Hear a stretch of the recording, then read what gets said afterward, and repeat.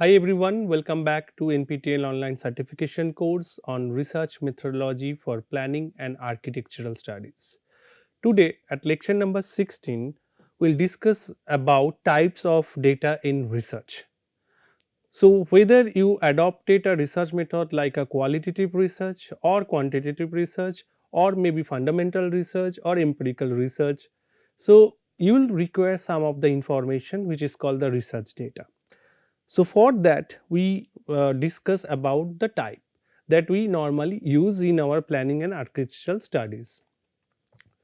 So, in this case our objective is to learn the meaning of data, types of data used in research, different classification of data depending on different broad aspect, whether like it is about the quality of data, whether it is the measurement uh, and scaling of the data. We will discuss all those things in this particular lecture in next few slides, and then we will summarize the entire learning out of this. So, what is data? Data means observations or evidences, right? Data are always collected with a sense of purpose. So, definitely first we have to be clear for my research what kind of information are required. So, that will be the data for my own research. If I want to have certain sort of model which will make the dynamics of the population growth and all, so then population data is something which is required, the information regarding population, or if anything required for my model to develop, like maybe the birth rate, death rate, maybe the migration, maybe the other impact which may decide about the population growth of any locality. So, if I want to develop a system dynamic model out of that, so we need certain information. Now, the information sources might be different, but overall these are the informations that I require. So, if you recall, in our research process we have discussed it in detail. We have to list down the information type that are required and then the possible sources where from we can get it. If we get it from some secondary sources, it's good enough. If we don't get it from secondary sources, in such cases what we need to do, we need to go for primary data collection. So, for that kind of primary data collection and secondary data collection, we will discuss again time to time to bring the clarity in the understanding. So, once we know the purpose of my research and the type of data that I require for my research, I will find the source. In this case, researchers require the data by means of some standardized research tools or self designed instrument. So, that means the data may be something which is available in some form, but my research demands that it should be in certain format. So, if it is readily available with certain format, I can directly use it, but if we want it to be like designed, like in this case, like we just need to code the raw data and then take as input for such kind of research tools. So, that also we need to look into. Data can be interpreted easily and most objectively. So, this is something the objectivity of the information or the research depends on the type of data that you have. So, if you have data like 2011 the population was like for a particular study area, the population was 1,25,000, and now after 10 years it is like 1,35,000. So, you can clearly understand that okay, within this particular gap of 10 years or maybe the duration, the gap you determine, that there is a overall growth of this population. So, it is very clearly identifiable that okay, there is certain increase in the total population.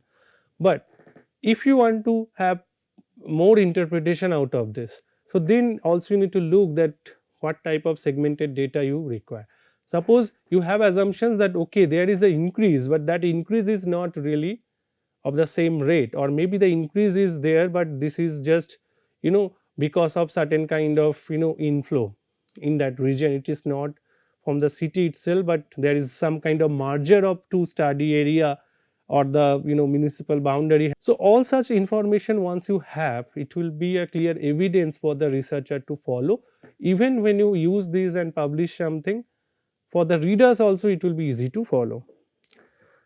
Data can be easily subjected to objective statistical treatment. So in this particular case, many a times the data you collect in a subjective manner, something like in a qualitative tool like perception, which is in that way not a quantifiable thing, like say comfort situation. So comfort situation is not, if you want to like record the perception of like towards comfort of say public transport user in a bus.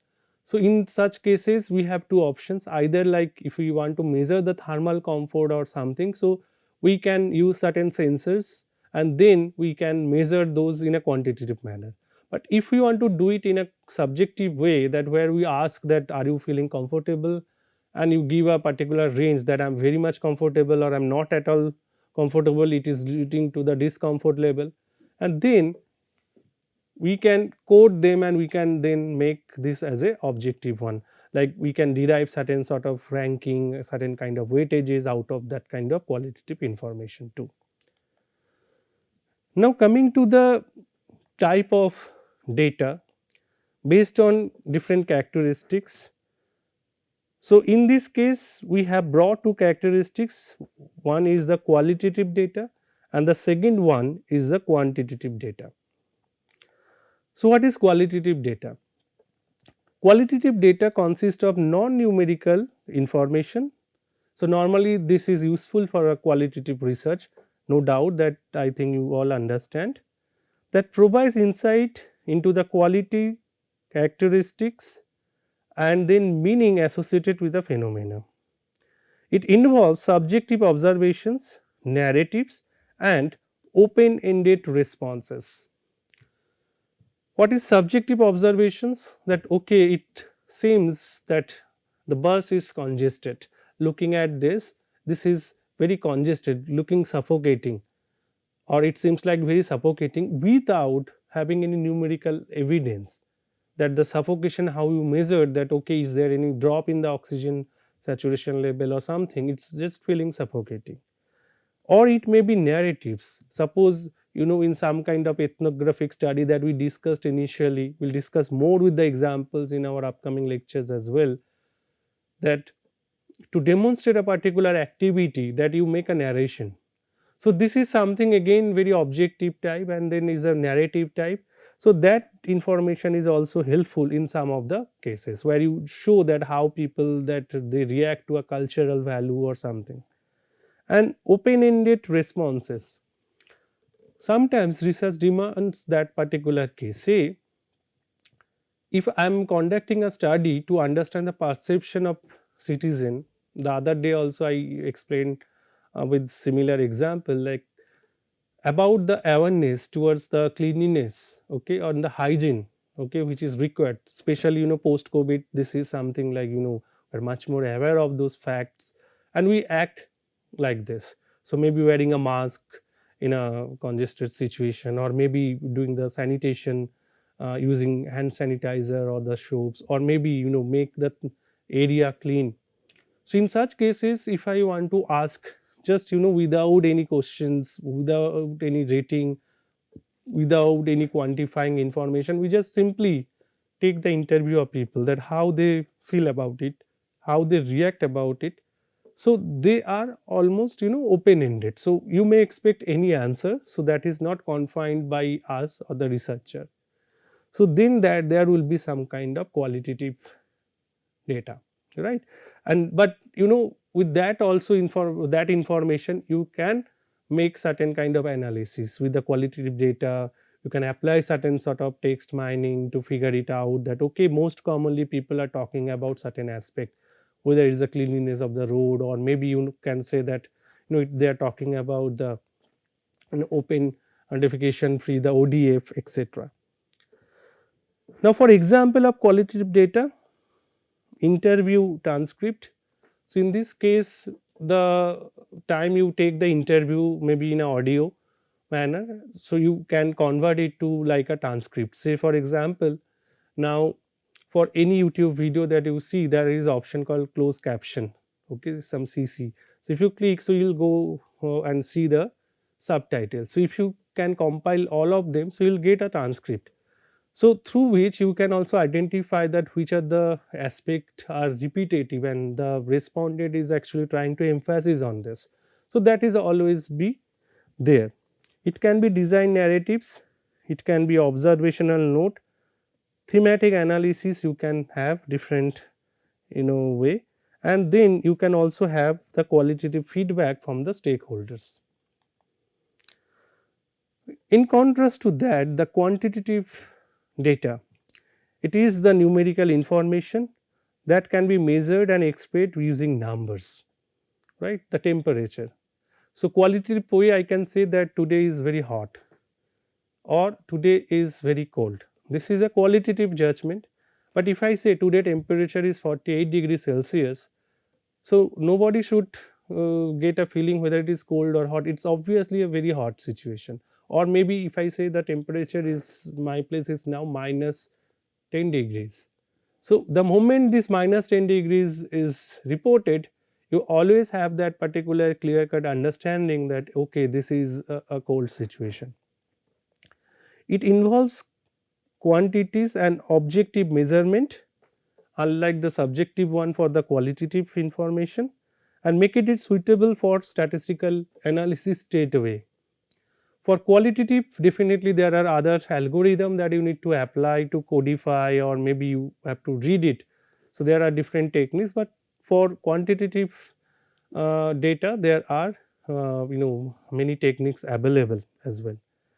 Say for example, the building height. So in this case, qualitative way we can say that the building is 4-story building, unless otherwise you know the floor to floor height, probably 4-story can end up with many things. If it is an institutional building, maybe the height will be different. If it is residential, it is different. If it is an old building, normally in those cases the height was quite higher. So now for this, if you say that building height is say 30 meter, so we have clear idea about this. Or the energy consumption, that how much energy that is consumed. It may be the power consumption, that okay, normally how many watt that each day we are using the electricity. Construction cost, the amount. Occupancy rate, that is also a number. Daylighting levels, okay, different lux and other thing, and also different thermal performance. Now these are all information related to the architecture building, but if you want to get certain information for planning exercise, suppose if you get certain kind of vegetation index, if you want to get the temperature difference, or maybe the population information, so or the area, so those kind of things are quantitative in nature, and then you can use it to interpret, or you can create another set of numerical information. Say if you know the population and you know the area of that location, you can find out those kind of density, the net density, gross density, etc., etc. Now depending on the source of data, so this is another way of looking at the data. In this particular case, you have primary data and secondary data. So what exactly it is? Primary data is basically the first hand information collected directly by the researcher from original sources for a specific research purpose. It is unique to the research project, not previously gathered from other study. Common method for primary data collection includes survey, interviews, experiment, observations. So the primary data collection can be of qualitative or can be of quantitative in nature. Only thing is that primary data collection, that this is for the first time I am getting this information, nobody else in the past have collected for some other purpose and I am using it.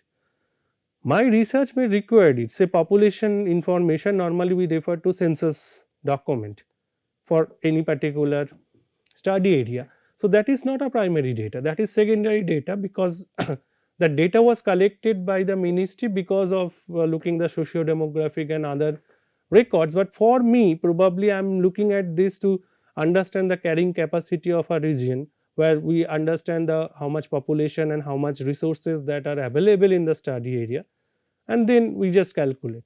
So for me the purpose is different, but requirement is population data, but that is not being collected. But if something that okay, the data is too old, I want to make a validation of that, and I go and do the survey, household survey for my own research. It's still the household survey like census, but that will be a sample survey, because effectively practically for a study area we cannot have 100% household survey within a stipulated time and the budget constant. Okay, and if the data is already available, which is having the authenticity and also the relevance, there is no need to go for a fresh data collection, right? So in this particular case, it is very unique to your project and not previously gathered for some other study.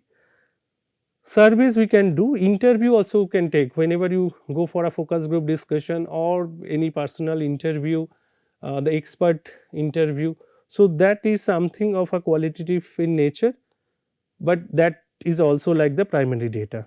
Primary data is valuable for generating new insight. So this statement is important. If your study depends on primary data collection and the validation of that, so definitely that is very much required to get the data which will generate the new insight which has not been done previously. So that is something very important. So depending on your research type, you have to decide. Say if you go for some kind of planning projects in general, that will require this kind of survey and other thing. But suppose you want to test it through simulation or through, you want to do something in architectural field, that where you want to understand the efficiency of a building material. Okay, maybe a paneling or maybe a door, maybe something, that the thermal performance of that or maybe the conductivity of that. So in such cases it is much more on the experimental setup rather than doing a survey. So it is not that each research will require an extensive survey, go for a field data collection. It may be a lab experiment as well, where you test the fire resistance of a building. Okay, so this kind of research is also going on. So for that it is something that you set up the experiment and gather information, that is your primary data collection, and then maybe you can refer those kind of values with the established one that you compare, say typical reinforcement, and then you just think of a low cost bamboo reinforcement, you can compare them. The example includes the on-site measurement, user interviews and surveys, along with that also the lab experiment. Okay, that can also add the value. Now in contrast to that, the secondary information, that you have not collected the information, somebody already have collected, and the data is available for any researcher to use. The data already being collected by someone else for a different purpose other than the current study. The data may come from various sources such as government website, government publication, academic journals, industry reports, or any other existing data set, or it may be something the your co-researcher they have also collected as their part of the study. Researchers analyze and interpret this set of data to extract the insight relevant to their question, because as I already mentioned that for a census information, it is collecting very detailed information, the name of the family members, their age, whether they are married, their education level, their language, mother tongue, their caste, etc. But if your work is only focusing on certain aspects, suppose you only want to do something on the gender sensitivity to something, so then probably for you it is important to know the gender distribution among the whole population. You don't require something like about their mother tongue or something. So you have to extract the information which is required for your study, so that you need to understand. For primary data, you collect only those information which are required, but for secondary you have to extract the information which are required. That is the fundamental difference. In this case also, researcher must critically evaluate the quality of the data available, the reliability of the data and the relevance of the secondary data, because many a times what happened that okay, the data is not current data. Say for example, now again the census information, unfortunately because of the COVID and also still we do not have the recent census data. So still the work that we are doing, we rely on the 2011 data and we are doing some kind of forecasting depending on some other sources as well. This is one. Or else for a particular report the data is available but you do not have trust on the publishers, that it seems like it is something like very biased. So in such cases, even if the information are available, you cannot use it, and whenever there is a doubt you can still do a pilot or primary study a bit to validate it. If you find that okay, it is as per the data which is available, you can still rely on it, or else you, even if the information are available, you cannot use it. Now based on continuity of the data, okay, we can also have two category: discrete data and continuous data. So discrete means where it is talking about a discrete number, and continuous it is something in a statistical way it is having some kind of continuity. Now whenever you say discrete data, it consists of countable and distinct value often expressed as whole number. Say for example, in this case what you can see, so it is cycle. So how many cycles are here? 1, 2, 3, 4. So 4 cycles. So this is something we can say that this information is discrete. This type of data represent individual items or occurrences and lacks intermediary values between observations. So in such cases my value is either 1 or maybe 2 or 3. I cannot have some value called 1.5. So 1.5 cycles is not possible, right? 1.5 population is also not possible, though when you forecast the information population data, in result may come into something like in fraction, but we normally round it off to a whole digit. So population data is also not fractional, or maybe it is also discrete. It is categorical and finite, with each data point falling into a specific category. Examples: number of floors in a building, or quantity of housing units in a neighborhood, or the total number of trees in a park. So in all these cases they are countable, and this is very specific. So even in this case the floors you have specific 3, 4. Whenever you say that total housing unit, you have a whole number, or maybe the trees. So it is something that the way I have given the example of the cycle, it is like that. So there is no such kind of action. In contrast to that, when you talk about the continuous data, this particular type, it involves the measurable values that can take any real number within a given range. It is characterized by infinite number of possible values, and also it can further subdivided into smaller intervals, allowing for a more precise representation of any attribute to be measured. So it is something like if you have a particular scale, that you have this inches scale, right, or the you can have centimeter scale. So in such cases, if you have only measurement of say 1 centimeter, or maybe you can say that 2 centimeter, but there might be a possibility that it can be 1.1 centimeter, because we have further unit like in millimeter. So you can divide into the interval. Say for example, whenever you have such kind of change in the value, like okay, so maybe this is some sort of value, you can say this kind of graph for your electrocardiogram, or maybe you can have that particular ECG plot where you have those kind of bit, or maybe this is something like the way that that particular sensex will go up and down. So this is also having some sort of continuity.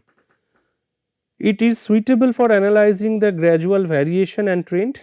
So, for example, this particular case that earlier we have seen the number of floors which cannot be like fragmented, it is 3, 4 or 5. But now at the same time, if we want to demonstrate in terms of height of the building, so it may be like for 3 floors it can be like you can have 9 meter, or maybe if there is a deviation in between, so you can also have it say 10.5. So, where maybe you have little extra in some of the floors, or else temperature where you have that kind of intervals, or weight of concrete, or maybe it can also have that kind of fractions. Now, coming to this particular classification, which is also very important for us, and then very much pertinent to this discussion, and many a times we use it without understanding the exact meaning. So, 4 categories depending on the measurement scale: nominal data, ordinal data, interval data and ratio data. So, let us understand one by one. So, what is nominal data? Nominal data represent categories or labels without any inherent order. It will not say any order. Say for example, here male, female. So, in this case it is nothing showing to any order, it is not having the value. So, it is simple, you have male, female, or maybe it is a color of eyes or color of hair. So, it is like brown, it is black, it is blue, or maybe any color. Say for example, like if we also want to know about the blood group, so we can have A, we can have B, we can have AB and we can have O. There is no such kind of order in their presentation, that A is first, B is second, it is not like that. Or it cannot be that we can make some average, that there is something in between A and AB. So, that we also not do. It simply implies a classification of an item into 2 or more categories without any extent of magnitude, that already I have explained. There is no particular order assigned to them, that I already have told about the male female. It is used for qualitative distinction, because we are not taking and defining in the number, then the quantitative measures. Example, the building types, architectural style, city district. So, say for example, building type, if I say office building, educational building, so these are different building types. So, we can take this as a nominal data. Or architectural style, whether it is like you can have in the history we have seen all those kind of cases, the Byzantine architecture, Gothic style, or it may be the Renaissance or it postmodernism. So, these are again some information which is not having such kind of interval or maybe no order in between their first rank or second rank, or maybe it is something the name of the district, or it may be something that you can say that already in that you have the male female as example. Coming to ordinal data. So, ordinal data is representing some order. So, ordinal data involves categories with a meaningful order, but the difference between the category are not consistently measurable. So, this is something we need to understand, and here we are making the mistakes in most of the time. That means, say for example, I want to have a measurement of building ratings. So, there are certain kind of energy rating, building ratings, and then we are giving star. So, 5 star, 4 star, 3 star and like that. So, they are showing the order. If it is 5 star, so it is very good. If it is 1 star, it is not that good. So, it is showing the order. If the number is high, it is better, or number is low, it is lower, or depending on the researchers design, that what 1 represent and what 5 represents in that case. But here the difference between first star and 2 star, second star, or maybe 4th star and 5th star is not exactly consistent. So, we cannot do those kind of calculation. So, for ordinal data we cannot calculate the mean in such that way. Suppose if I, for a particular value, I am giving say 5 and somebody is giving 4, you should not essentially take, if it is a ordinal type data, you should not take a value like 5 plus 4 by 2, 4.5. So, that is not good. it is more precise scale than the nominal scale, because nominal scale is just to qualitatively identify the differences.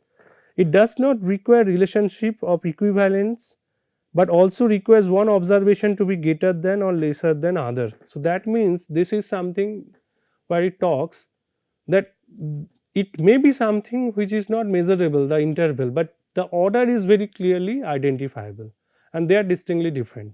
Say if in this particular happiness meter, you can say we have scale from 0 to 10. So, where not very happy, not happy, moderately happy, happy, very happy.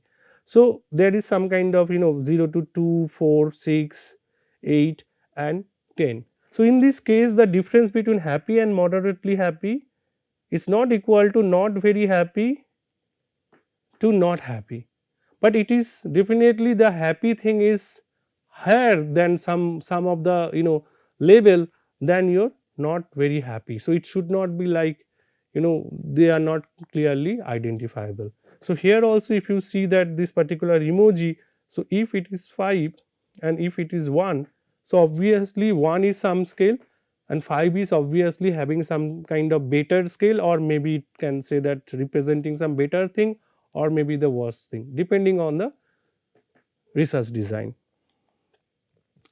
Coming to the interval data, this particular scale has all the characteristics and relationship with ordinal scale. Beside that, the distance between any two numbers is also known and possible. So, in this case we are not asking about the order, we simply say that you give a rating, okay, 1 to 5, and we are not saying, we are not defining what is 1, what is 2, what is 3, what is 4, what is 5. 1 is something which is less, 5 is something more. So, in such cases any value between 1 to 5 is possible, right. So, this is something you can do. The 0 point and the unit of measurement used on this scale are arbitrarily assumed. So, it lacks the true 0 point. So, this is something a drawbacks of interval data. We cannot have exact true 0 value, but there is some kind of interval which can be measured. Say for example, in this case the temperature. So, temperature ups and down or the precipitation of any particular thing which is having some value. So, you can have certain kind of average rainfall or average temperature exactly on that.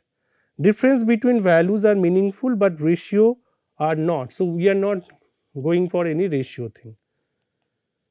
Now, in that contrast, ratio, how it is useful in addition to the property of interval data, which is having some kind of meaningful information, and the interval, the value between two point can be measured.